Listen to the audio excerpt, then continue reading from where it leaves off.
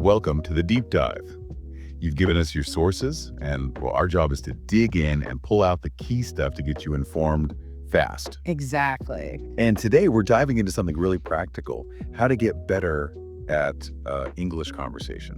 A really common goal for learners. Totally. Our source, it's basically an English conversation lesson script, but we're going deeper than just the lesson itself. Right. We're looking for those practical strategies you can actually use. Yeah, the mission for you listening is to grab those tips, those insights to boost your conversation skills. So let's kick things off with the question from the script itself. Okay.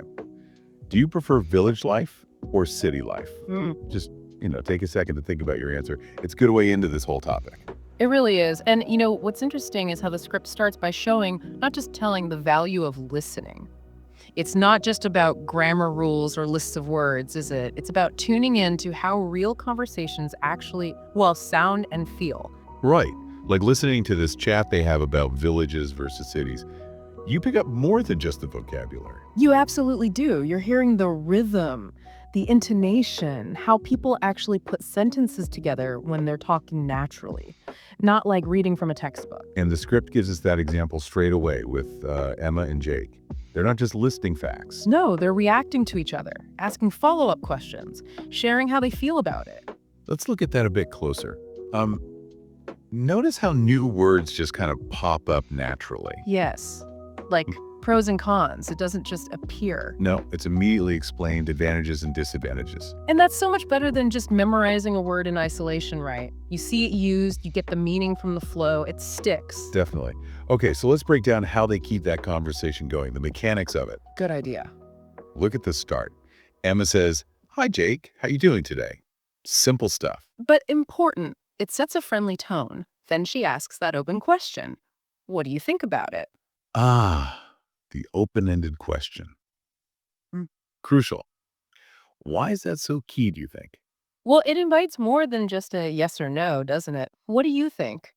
Asks for an opinion, a proper contribution, makes the other person feel involved. Yeah, it gets the ball rolling. And they both keep it rolling. They show they're interested using phrases like, what about you?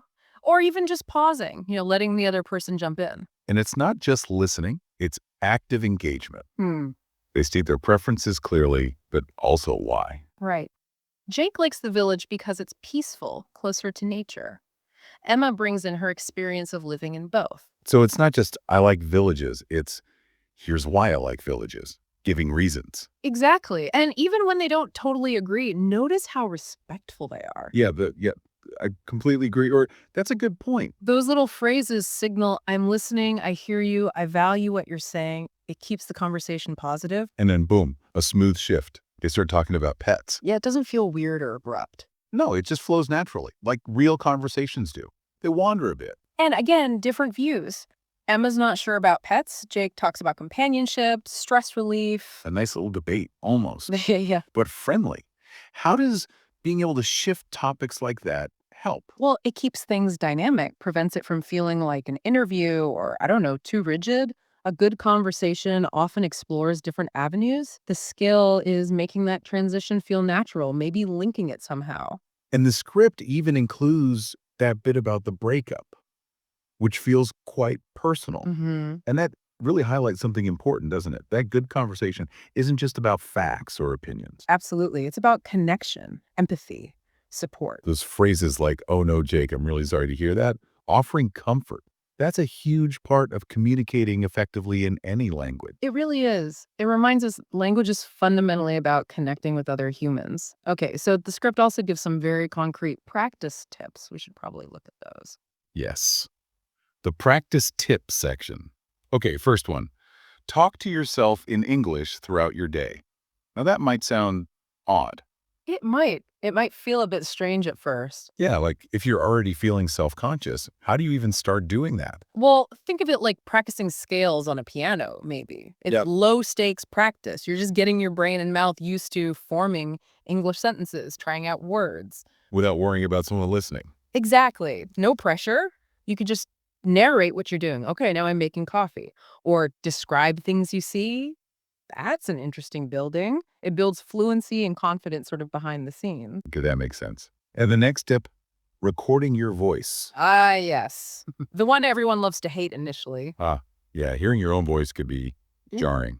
It can, but honestly, it's incredibly useful. You spot things, pronunciation quirks, maybe where your intonation goes a bit flat, things you just don't notice when you're speaking live. Self-awareness, basically. Totally. And like the script says, you might actually be surprised. You might listen back and think, hey, that actually sounded okay. I don't sound as bad as I thought. Right. And that little confidence boost, that can be really motivating. Good point. And finally, it loops back to vocabulary, but specifically learning it in context. Which we saw with pros and cons. Yeah, it just lands better when you see how a word is actually used in a real sentence, in a real conversation. Definitely. You get the nuance, the typical situations it's used in, the kind of tone. It's much richer than just a word on a list. It helps you actually use the word correctly later.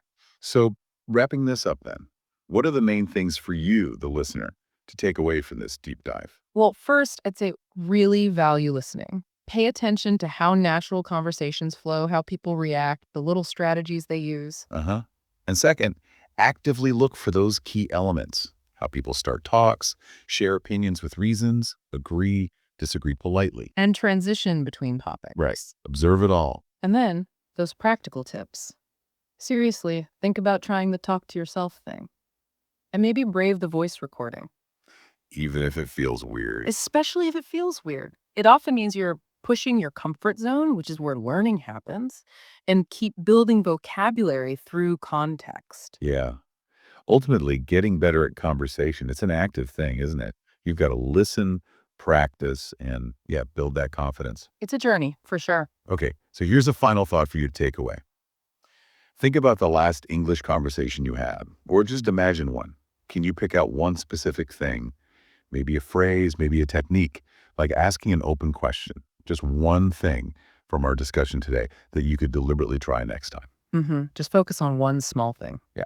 Think about how actively listening for cues and maybe trying out one simple phrase or technique could actually make a difference in how well you connect with someone in English. Give it some thought. You might find it helps more than you expect.